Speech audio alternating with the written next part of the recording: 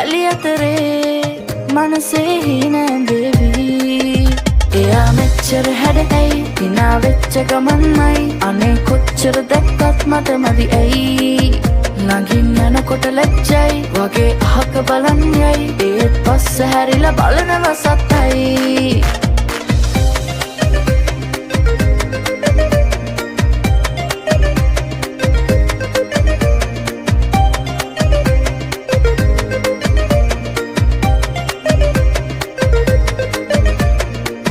භවනා ශෝභනතා නකනා පාතලතා පෙන්වා හීනෙක මායා